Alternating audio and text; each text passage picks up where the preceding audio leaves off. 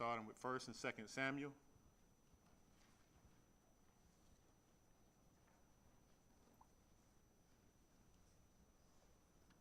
First and 2nd Kings.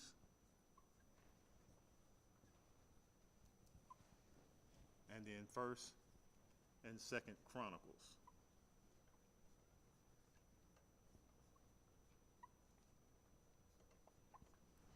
Now, from 1st Samuel all the way to 2nd Kings covers a period of 575 years. All right? And so let me give you the breakdown. 1st Samuel covers 115 years. 2nd Samuel covers 40 years.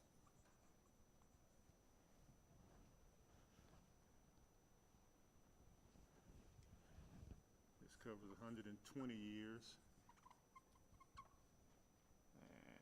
And this covers 30 years.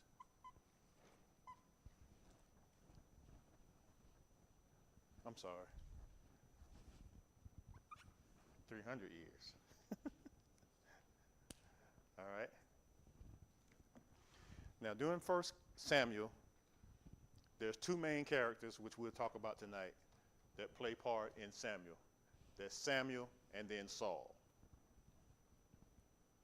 And so 1st Samuel really covers the rise of Samuel and the fall of Saul. Now, even though David is introduced in 1st Samuel, he's not really one of the main characters of 1st Samuel. He's reserved for 2nd Samuel. And so 2nd Samuel really tells about the reign and the sovereignty of King David. When you get to 1st Kings, Saul kind of is on the down. He's dead by this time. And David takes over. And it covers from David all the way to Solomon. Civil war that breaks out in 1st Kings. And when 1st Kings, the civil war, there's a split in the 12 tribes. 10 tribes are in the north, and then 2 tribes are in the south. Now, I'm giving you all this up front because most people, when they start reading 1st and 2nd Samuel, 1st and 2nd Kings, and 1st and 2nd Chronicles, it kind of gets confusing because the writer goes back and forth between the north and the south to the north. But it doesn't take time to tell you that they're switching from talking about the north to the south or the south to the north. All right? So in the north, the capital was Samaria.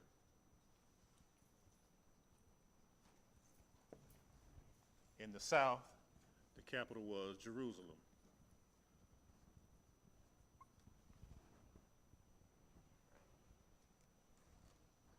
All right. The north is also referred to as Israel.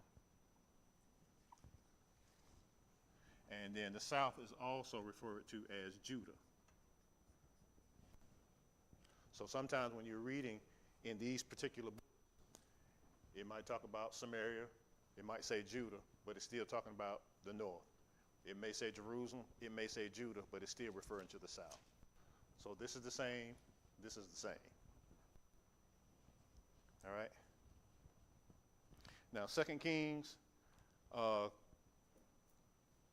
covers a period of 300 years. By the time 2nd Kings ends, you'll hear names like Ahab, Jehoshaphat, things like that. And so it ends, by the time you get to 2nd Kings, they're in captivity. It ends in captivity. It ends with the King Cyrus telling them that they can go back to their homeland. All right. Now, 1st and 2nd Chronicles is a repeat of everything that happened in 1st and 2nd, and 1st and 2nd Samuel and 1st and 2nd Kings. So it's kind of a repeat. It starts out in First Chronicles, going over the genealogy of the children of Israel, and it just really tells the story all over again. All right. I think that's pretty much. Oh, this is just a little.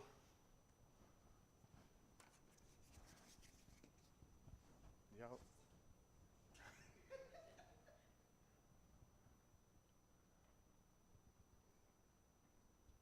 For those of you who just came in, these are the 12 judges that rule in the book of Judges. And Samuel is actually the 13th or the last judge. All right. Now, just a little side note that originally these books were not separated. Samuel was one book, Kings was one book, and Chronicles was one book. All right. They were separated during the Septuagint, which is the Greek translation from the Hebrew. All right. So the original text was in Hebrew. When it was translated into Greek, it broke it down from being one book to two. But originally, it was just one book. All right. We don't really know who the author of Samuel is. You would think it would be Samuel since it's his namesake. Most theologians believe that he probably wrote a portion of it. And according to, I believe it's the 10th chapter, probably around verse 25 or something like that, it lets you know that Samuel did write in a book. A few verses above that, in verse 5, and then in chapter 19, verse 20, it lets us know that there was a group of people or a company of prophets, and that Samuel was placed in charge of these prophets. Now, Samuel, he dies in chapter 25, so we know that he couldn't have written Samuel in its entirety. Most theologians agree that he probably wrote a majority of it.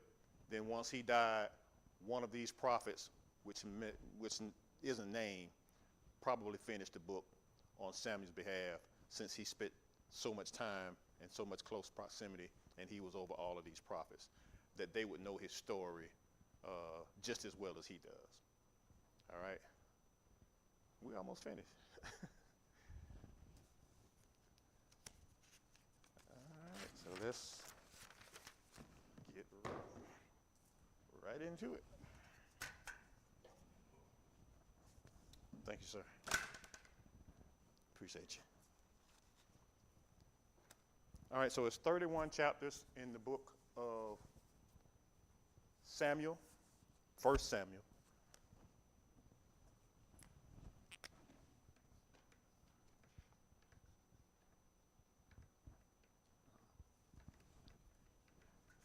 Me and my public school education.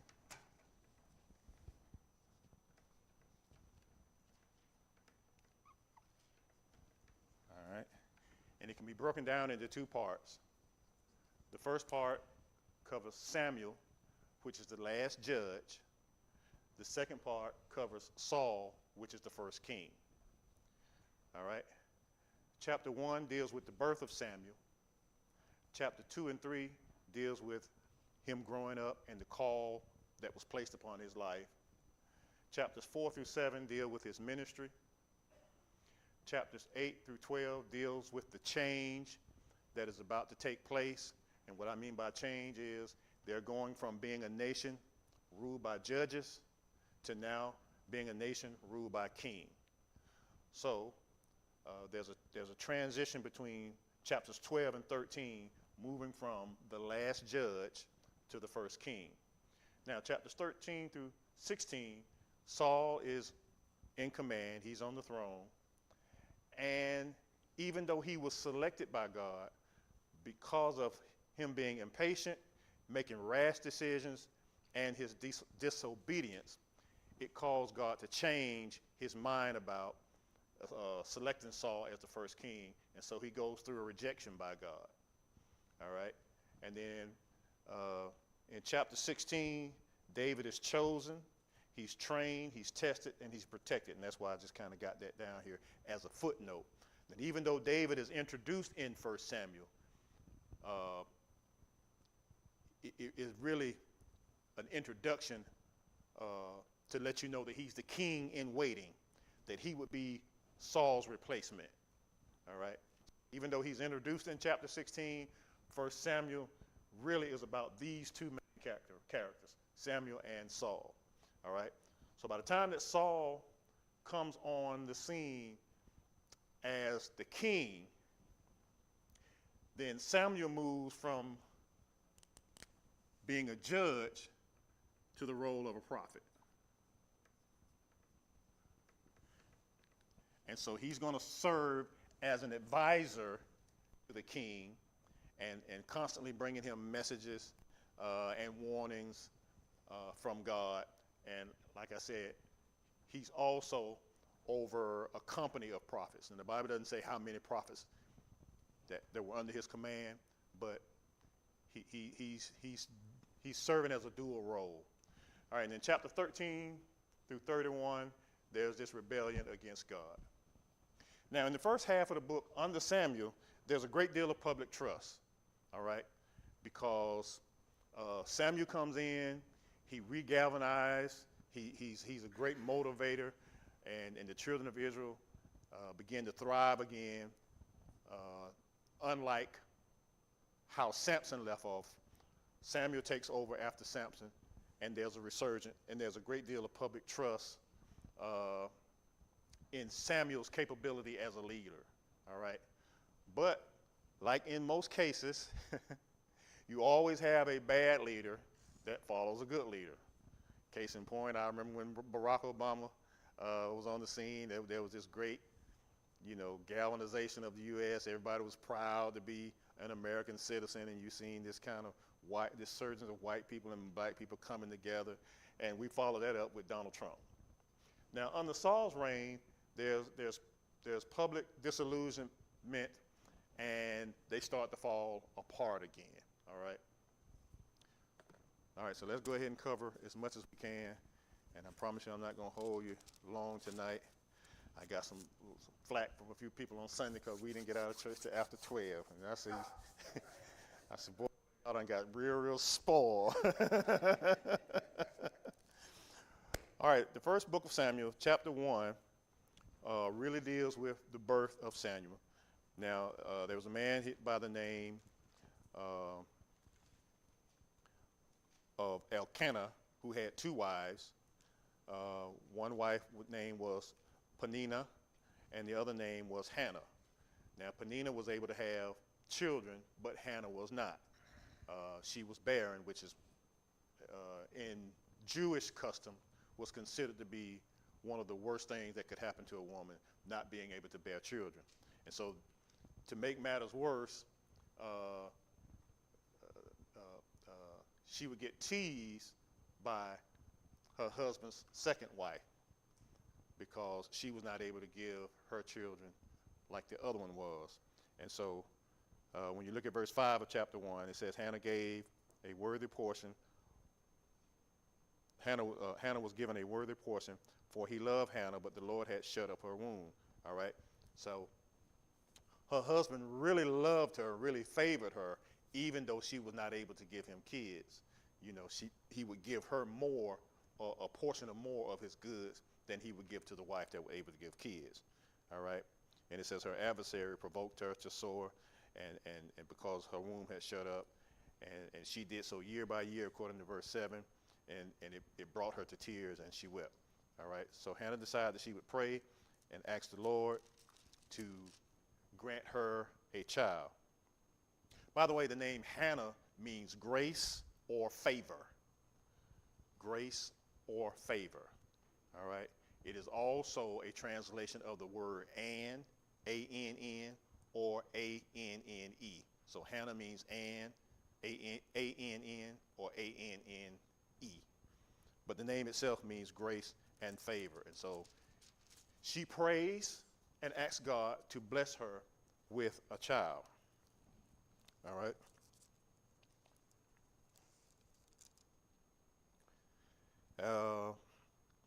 She goes to the temple one day, and she talks to the priest. The priest's name is Eli. You'll hear his name again. Verse 19, Eli tells her to go in peace. Verse 17, go in peace, and the God of Israel grant thee thy petition that thou hast asked of him. All right. Verse 20, wherefore it came to pass, when the time was come about, that after Hannah had conceived, that she bare a son, and she called his name Samuel. All right. So by the time she gets to verse 20, she finally gives birth to her first child, and she names him Samuel. Why does she name him Samuel? Because the name Samuel means heard by God.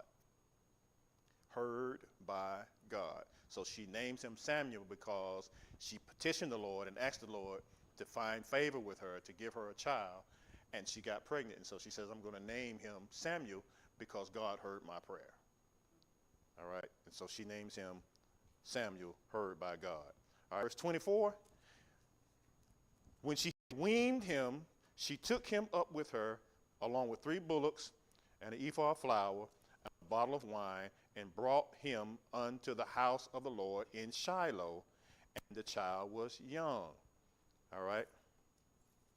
Verse 26, and she said, O my Lord, as thy soul liveth, my Lord, I am the woman that stood by thee here praying unto the God. For this child I prayed, and the Lord hath given me a petition which I asked of him. Therefore also I have lent him to the Lord. As long as he liveth, he shall be lent to the Lord, and he worshiped the Lord there. All right. So she made an agreement with the Lord. The Lord, if you just bless me with a child, I will give him back to you once I have weaned him. And according to Jewish custom, that would have been around the age of 3 years old. So at 3 years old, she goes back to the temple. She takes some bullocks. She takes some flour. She takes some wine. She goes to the church. She said, hey, here's this boy. I'm bringing him to the house of the Lord. She gives him to Eli for Eli to raise him on behalf of her, and he's going to grow up in the church. Now, that's a baby dedication. All right. So that covers his birth. Now, he's growing up in the temple under the priest Eli in chapters 2 and 3. Now, let's look at verse 12 of chapter 2. Now, Eli also has sons, 2 boys of his own. But unlike Samuel, they kind of take a different path or a different road. They are not anything like their father, the priest or the pastor or the preacher. They don't even know God, even though they're growing up in the temple. All right, which proves that you can be in the church and the church not necessarily be in you. Verse 12, now the sons of Eli were the sons of Belial. They knew not the Lord. All right, and so this is the kind of company that Samuel is growing up under. He's under the priest in the church under Eli. He's studying the priesthood. He knows the ins and outs of the church, but he also sees Eli's sons doing the opposite of what Eli is teaching him. All right, verse 18, Samuel ministered, all right? He ministered for the Lord, being a child, girded with a linen ephod. Verse 19, moreover, his mother made him a little coat and brought it to him year and year when she came up with her husband to offer a yearly sacrifice. Verse 20, Eli blessed Elkanah, which is the husband, and his wife, and said, may the Lord give thee seed of this woman for the loan which is lent to the Lord. And they went into their own home, and the Lord visited Hannah, so she conceived and bare 3 sons and 2 daughters. And the child Samuel grew before the Lord. So she goes to the temple. Eli says, I pray that the Lord will bless you with another child to replace the one that you gave to the church. All right. And they go home and they have 3 more sons, or 3 sons and 2 daughters. All right.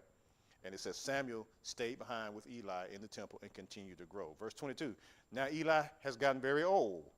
He heard all that his sons had did unto all of Israel, how they lay with the women that assemble at the door of the tabernacle of the congregation. His sons are laying with the women in the church. All right. And word has gotten out all out through Israel. And it's finally get back to Eli, and look at his response, how he handles it in verse 23. He said unto him, why do ye such things? For I hear of your evil doings by all this people. But that's all he did. He just asked his sons why, but he never chastised them. He never corrected them. He never put things in place. All right? And so it kind of cast a dark shadow on Eli, because if you are in charge, if you are in a place of a position and authority, and you don't address and handle wrongdoing, it is just as much on you as it is the person who's doing it. It is your job as a father, as a boss, as a pastor, anyone who's placed in headship, to do the right things. And if you see anything that's out of line, out of order, you're supposed to correct it and put it in place. All right, but Eli doesn't. All right, so chapter 3, let's look at verse 11. The Lord now has a conversation with Samuel, and he's having a conversation with Samuel about Eli, because the Lord is upset that Eli didn't straighten out his sons and didn't take care of this matter within the temple. So the Lord and Samuel are having a conversation. Verse 11, the Lord said to Samuel, behold, I will do a thing in Israel, at which both the ears of everyone that heareth it shall tingle. In that day I will perform against Eli all the things which I have spoken concerning his house, where I began. I will also make an end, for I have told him that I will judge his house forever for the iniquity which he knoweth, because his sons made themselves vile, and he restrained them not. All right? So the Lord doesn't go after his sons. He comes after Eli. All right? He said, you were in charge. I told you, keep everything in order. But because they were your sons, you overlooked your kinfolk. All right? And you didn't correct it. So now I'm placing a curse on your house.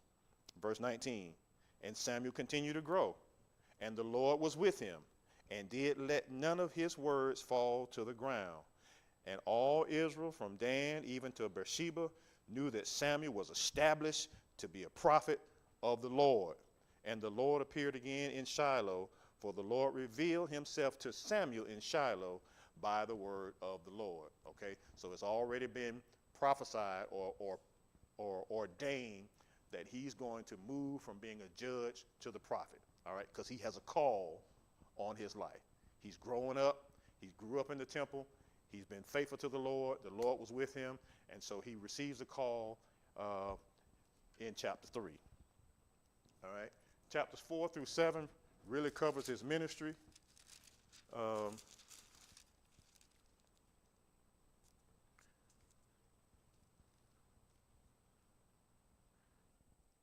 Let's jump to chapter 7. Let's go to chapter 8.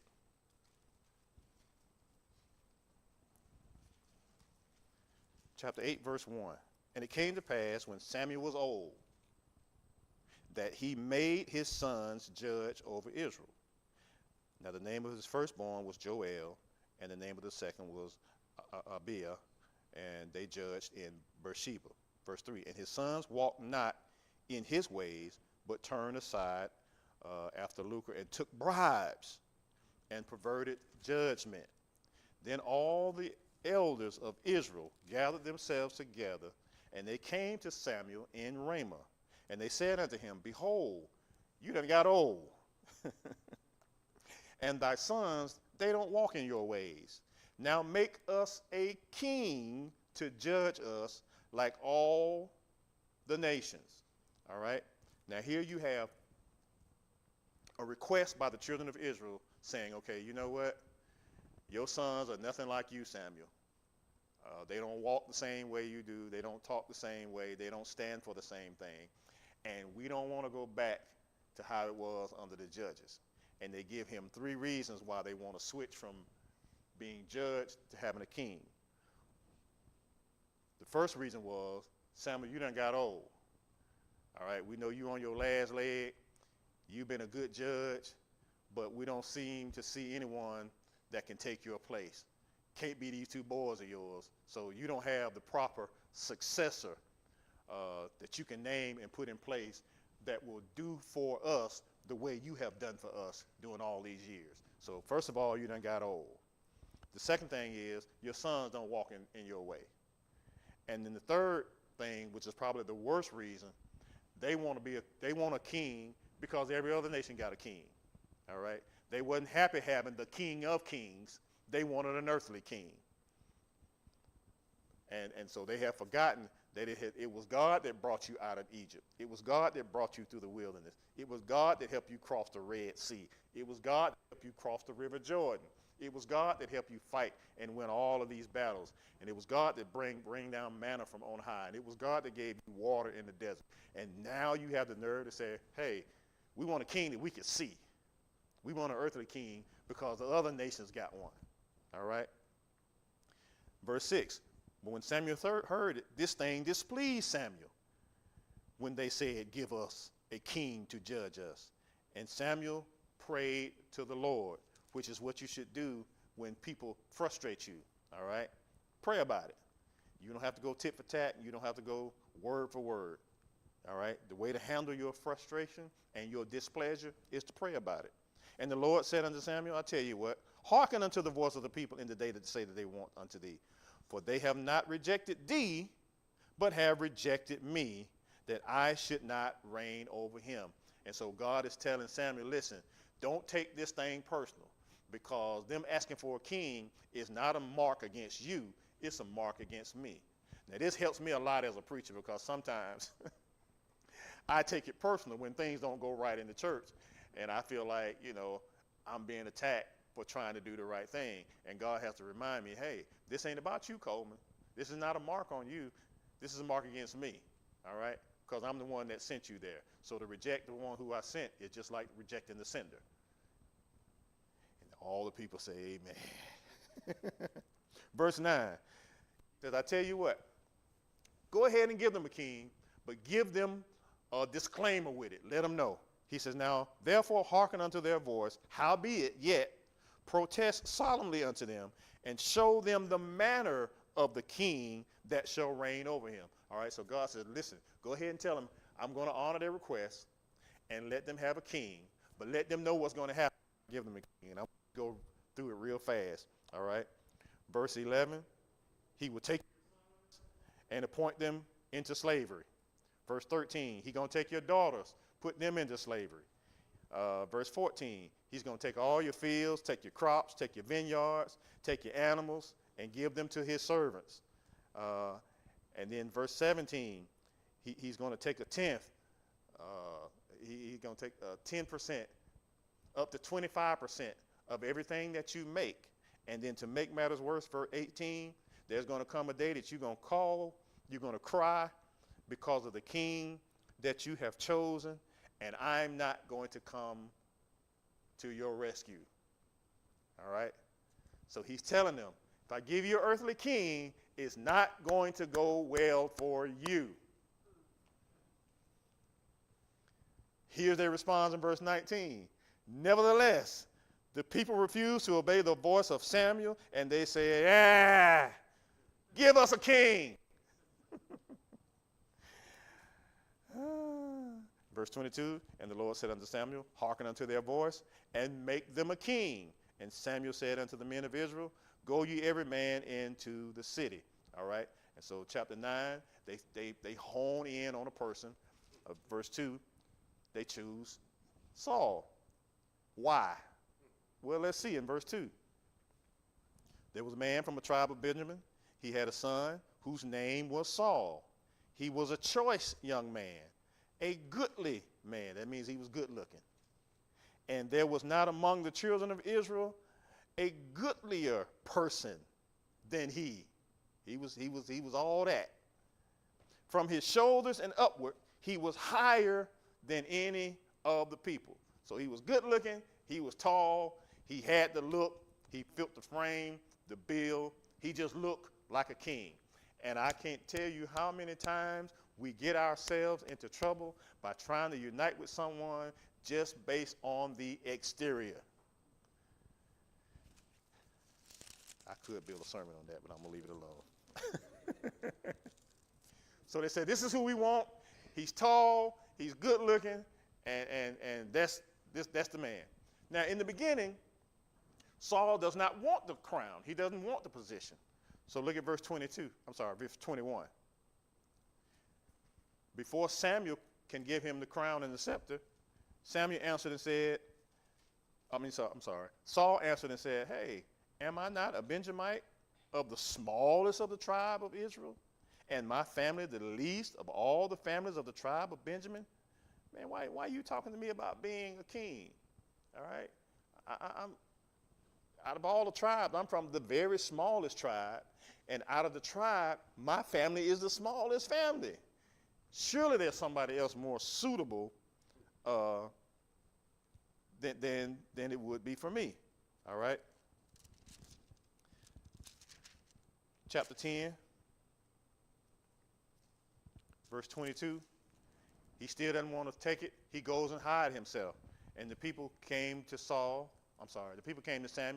wanting to know, hey, where's the king that we asked for? Therefore they inquired of the Lord further, if the man should yet come hither. And the Lord answered and said, behold, he's over there hiding among the stuff.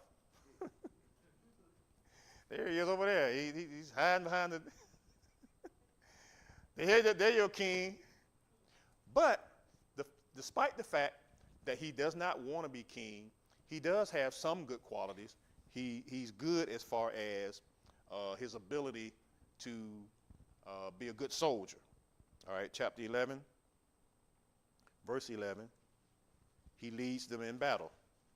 It says, and so it was on tomorrow that Saul put the people in 3 companies, and they came into the midst of the host of the morning watch, and they slew the Hammondnites until the heat of the day. And it came to pass that they were scattered, so that 2 of them were not left together. All right? And so when we get to chapter 11, he's able to lead them in the battle. He's very strategic about how to handle weapons of warfare and so forth. And so he may turn out to be a good person in their eyes. Chapter 12, verse 1. Samuel said unto all of Israel, behold, I have hearkened unto your voice in all that you said unto me, and have made a king over you. So he finally chooses to accept it. He's anointed as king. Verse 2 says, and now behold, the king walketh before you, and I am old, I'm gray-headed, and behold, my sons are with you, and I have walked before you from my childhood to this day. I'm tired. I've been in this church since I was 3 years old, looking after y'all. I've trained and done all I can do. You've asked for a king. He ran, he hid himself, but here he is. You wanted him, brother. You got him. Behold, here I am, witness against me before the Lord and before his anointed, whose ox have I taken, or whose ass have I taken, or who have I defrauded, of whom I have oppressed, or whose hand have I received any bribe to blind my eyes, wherewith I will restore it with you. So he's saying my record is impeccable. I've done everything according to the book, and I'm stepping down. I'm stepping away with clean hands and a clear conscience. And I challenge any of you to find any spot or blemish on my record. And that's how Samuel turned over the reins. And if you really want to live a godly life, your goal should be, I want to go out on top. All right? I used to say all the time, I tell my wife, you know, the time comes for me to go. I don't really want to be remembered as an eloquent speaker or a good preacher. I would just hope people would say, you know what, Coleman was a good guy. That's really what I want people to remember me as a good guy that tried to do the right thing. All right? All the other stuff is really not that important to me. All right? So there's a change. Chapters 8 and 12. Now there is a king on the throne. Now, chapter 13 starts out with him making his first foolish mistake. He's impatient. All right? He's supposed to be having a meeting with Samuel.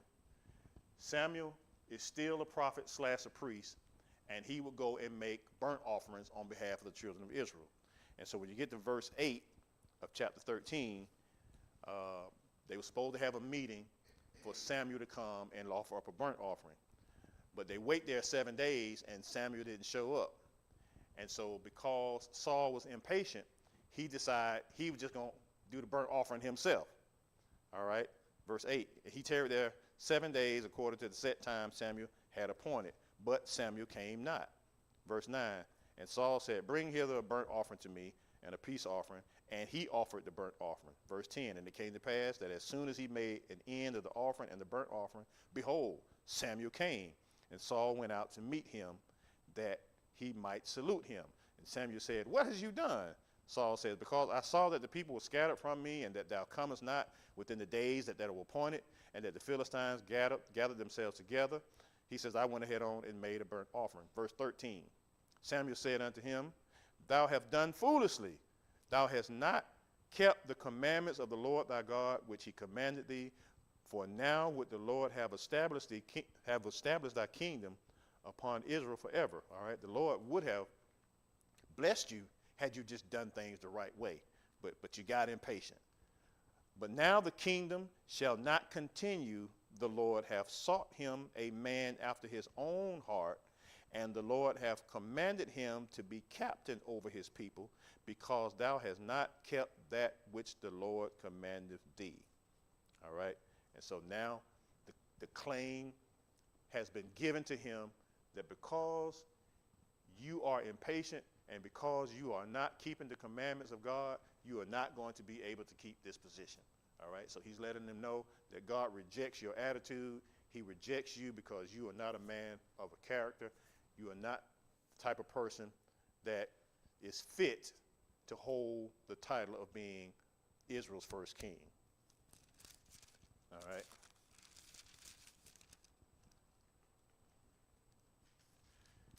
Now, in chapter 14, they go to war.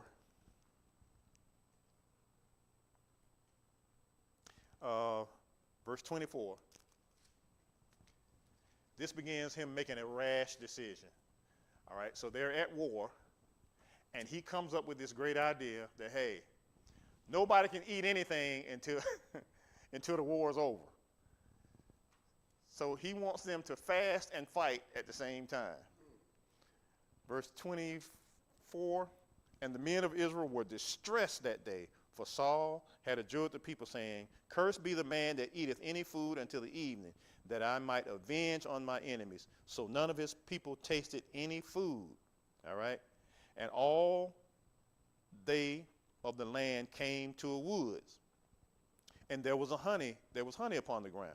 And when the people were coming to the wood, behold, the honey dropped, but no man put his hand to his mouth, for the people feared the oath. Verse 27, but Jonathan, which is Saul's son, he didn't hear his father charge the people with the oath. Wherefore he put the end of his rod that was in his hand and dipped it in the honey and put his hand to his mouth, and his eyes were enlightened. All right? So he tasted something of the honey.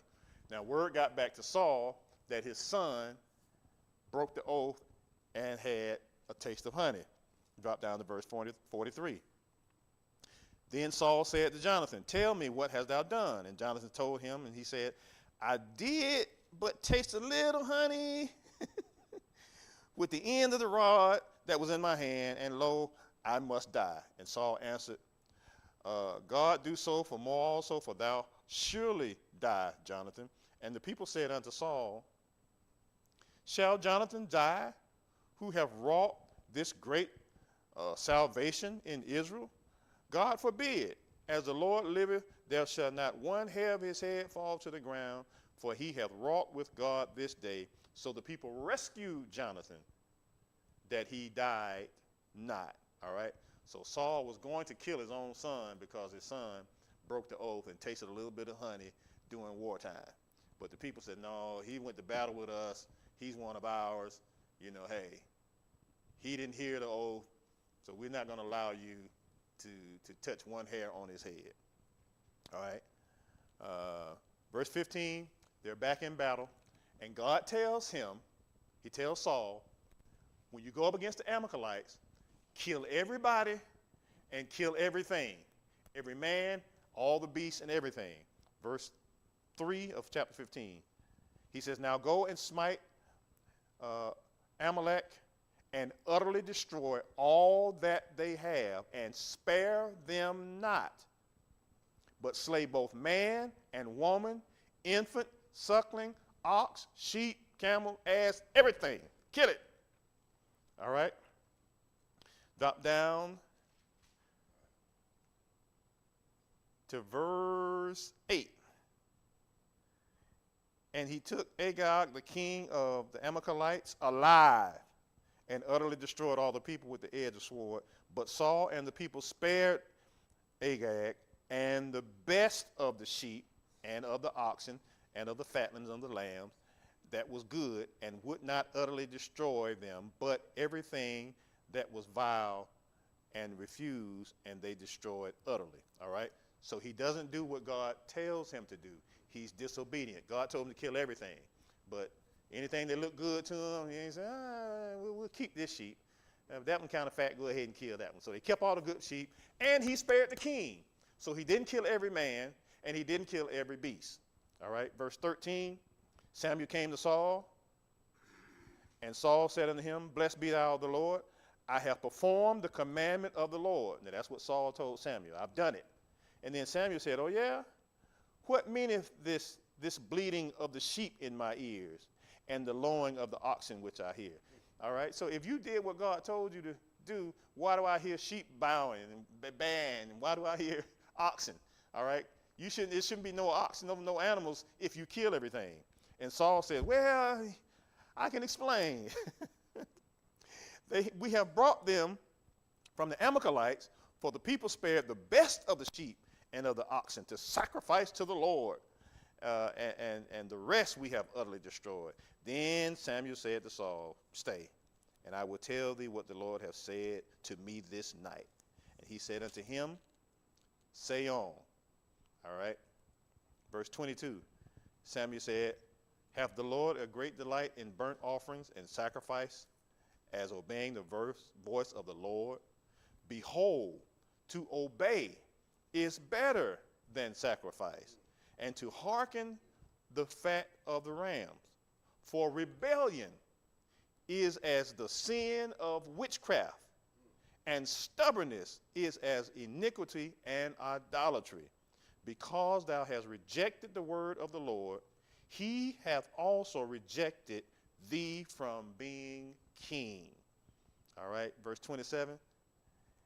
And as Samuel turned about to go away, he laid upon the skirt of his mantle, and he rent it. And Samuel said unto him, the Lord hath rent the kingdom of Israel from thee this day, and hath given it to a neighbor of thine that is better than you. All right, so he's letting them know God is rejecting you, and he as he's leaving, he rips his skirt and said, just like I'm ripping this skirt, the Lord is ripping the kingdoms from you, and he's preparing someone real close to you who's better than you. All right, verse 35 of chapter 15. And Samuel came no more to see Saul until the day of his death. Nevertheless, Samuel mourned for Saul, and the Lord repented that he had ever made Saul king over Israel. So that was the last conversation. That was the last visit, the last bit of advice, the last counsel that Samuel gave to Saul to let him know, hey, it's done. And the Lord is displeased with you. In fact, he's sorry that he even allowed you to be king. All right. Doing pretty good. Chapter 16, verse 1. And the Lord said unto Samuel, how long wilt thou mourn for Saul, seeing I have rejected him from reigning over Israel? Fill thy horn with oil, and go. I will send thee to Jesse, for I have provided me a king among his sons. Okay, and so chapter 16 deals with him going to see Jesse to anoint the next king of Israel. And of course, you know the story. He went through all of his sons, and finally he chooses David and said, you will be the next king. All right. Saul, of course, gets word of it, and the rest of the book David spends fleeing for his life, running from Saul, because Saul realizes that David is going to be his successor, and he's trying to kill him. He actually goes mad. All right. So David is chosen in chapter 16, and then 17 through 31 deals with rebellion against God.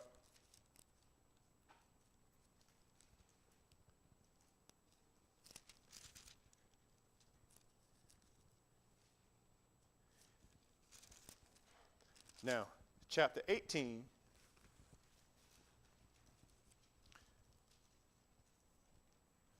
chapter 15, God chooses David.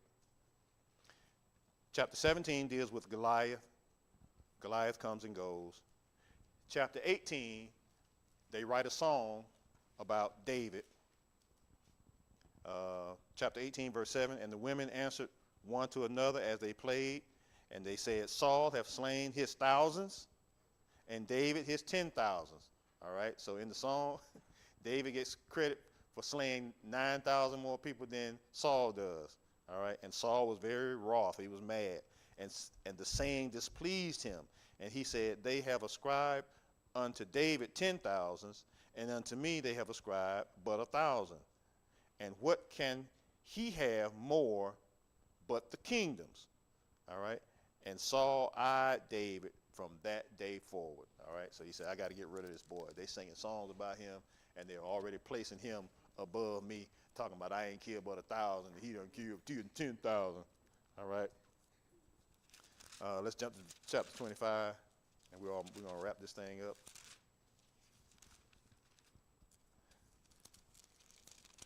Chapter 25, verse 1.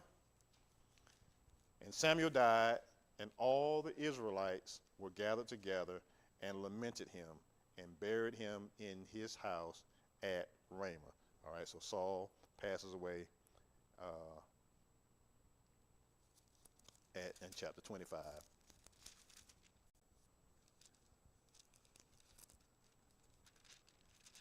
Now, it goes downhill from here. Samuel is dead. Saul is losing his mind. He's going crazy. And when we get to chapter 28, he does the unthinkable. He decides that he's going to seek out demonic warfare or demonic sorcery to seek and he help him get back on the right track.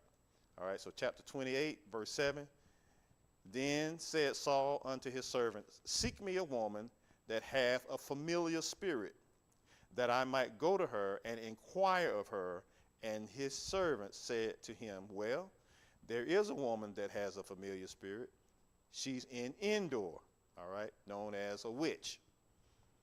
He goes and sees this woman, verse 10, and Saul swore to her by the Lord, saying, as the Lord liveth, there shall no punishment happen to thee for this thing. What thing? Then said the woman, whom shall I bring up to thee? And he said, bring me up Saul. All right. So he goes to this woman and said, I need you to contact somebody from the dead. I need you to conjure up a spirit. I need to talk to somebody from the dead. And he says, listen, if you do this, I promise you, you will not be punished. I'm swearing by the Lord. Now, he's swearing by the Lord that he's going to protect her to do an ungodly thing. And she says, okay, well, who you want me to bring back from the dead? He says, I need to talk to Saul. Samuel. He says, I need to talk to Samuel. Bring him back. Now,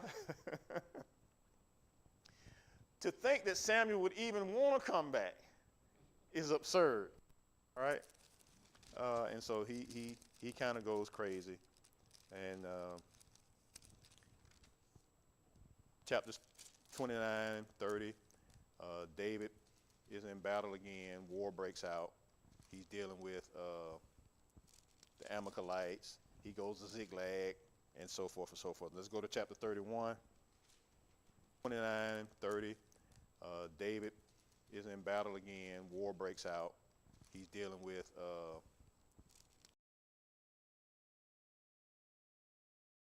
let's go to and this slew Jonathan, which is his son, and Abinadab, and Melchishua, Saul's son. Verse 3, and the battle went sore against Saul, and the archers hit him. He got hit with an arrow.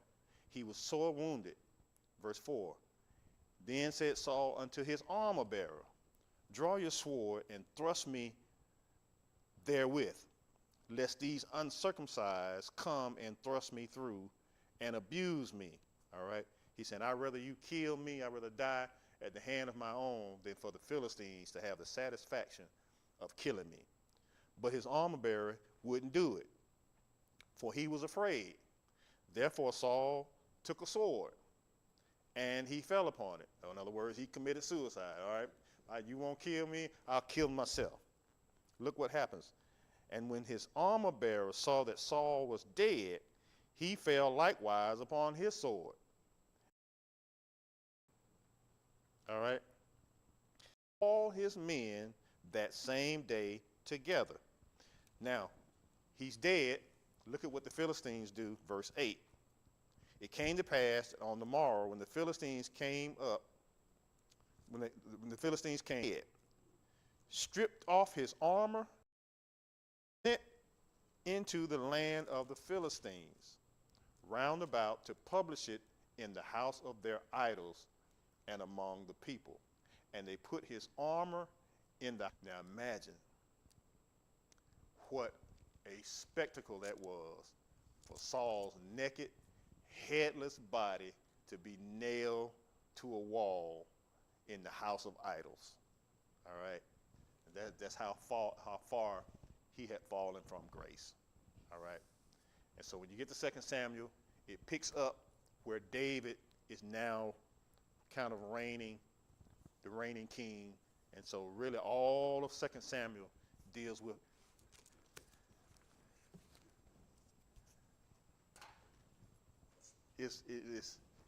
if you read, it will get kind of confusing because it bounces from north to south, from king to king. And you'll be reading it, and one chapter is talking about this king. Off and like, wait a minute. I thought was king, but they're actually talking about two different kingdoms. But the writer just kind of lumps it all together. All right? All right. All hearts and let us stand to be dismissed. Eternal God, our Heavenly Father, you are the giver of every good and perfect gift. Lord, we thank you for this day. We thank you for brand new mercy. We thank you for your extended grace. We thank you for allowing us to come and study your word. Lord, we pray that the word will go forth as good seed upon good ground and would produce good and positive fruit in all of our lives. As we get ready to depart from this place, but never from your presence, we ask for your traveler's mercy that you would allow us to reach our homes without any hurt, harm, or danger. Continue to watch over us, keep it in the hollow of your hand, until we're all able to come together again and worship and study and praise and give thanks to a holy and all-wise God. Now unto him who is able to keep us from falling and to present us faultless before the throne, may the love of God, the grace of our Lord and Savior, as well as the sweet communion of the Holy Spirit, rest, rule, and abide with these thy dear loved ones, hence now and forevermore, and all the